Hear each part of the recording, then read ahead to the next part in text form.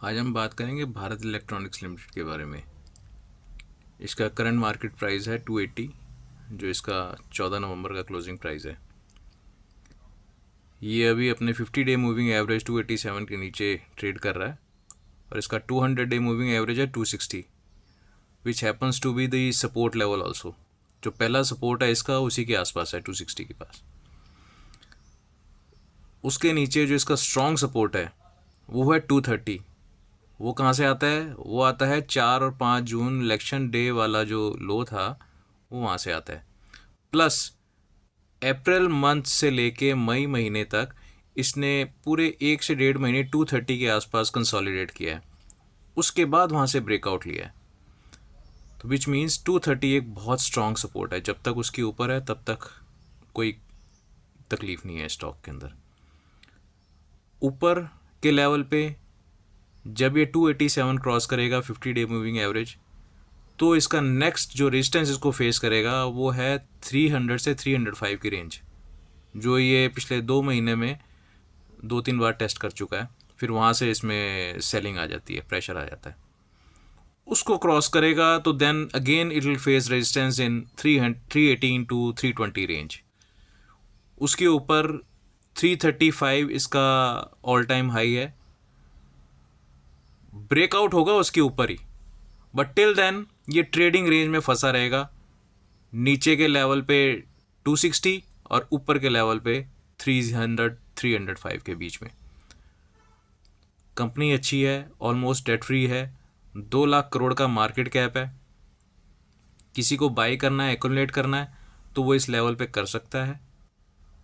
Otherwise ये trading बेट है। अगर आपने इन्वेस्टमेंट के तौर पे लेना है तो आप इसको बाय ऑन डिप्स पे एक्यूमुलेट कर सकते हो, जब तक कि ये 230 के ऊपर ट्रेड कर रहा है। प्लस एक और चीज़ मैं आपके साथ शेयर कर देता हूँ।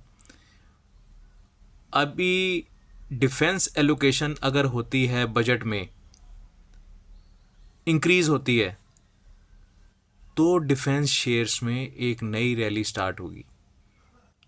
अगर कुछ भी 19-20 हुई उसके अंदर, तो डिफेंस शेयर अभी जिस लेवल पे हैं उसी लेवल पे ये कंसोलिडेट करेंगे।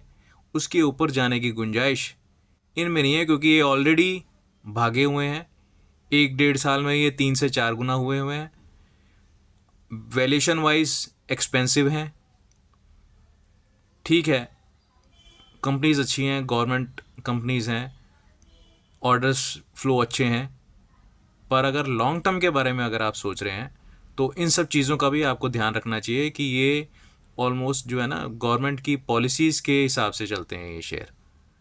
गवर्नमेंट की पॉलिसीज़ में कुछ भी 19-20 चेंजेस होते हैं तो इनके अंदर अफेक्ट होता है, चाहे वो BEL हो, चाहे वो हिंदुस्तान एरोनॉटिक्स हो, मज़गांव डॉक हो, या BHEL हो, कोई भी डिफेंस से रिलेटेड शेयर हो, गवर्नमेंट की पॉलिसी से इनको इफेक्ट होगा। एक और चीज़, ट्रंप के आने के बाद जो डिफेंस है उस पे एलोकेशन बढ़ेगा अमेरिका में, क्योंकि जो बाइडन के टाइम पे तो डिफेंस में कुछ एलोकेशन ज़्यादा रहा नहीं, उस पर कुछ बातचीत हुई नहीं।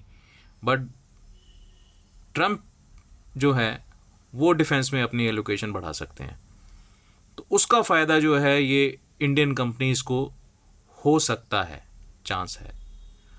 तो आप if you want to trade in this stock, तो आपको मैंने पोजीशंस बता दी हैं, नीचे के लेवल्स बता दिए हैं, उसके अकॉर्डिंगली आप ट्रेड करें। आपने इसको लॉन्ग टर्म के लिए एक्यूमुलेट करना है तो इसका बेस्ट प्राइस जो है वो 260 और 280 की रेंज में है। Thank you.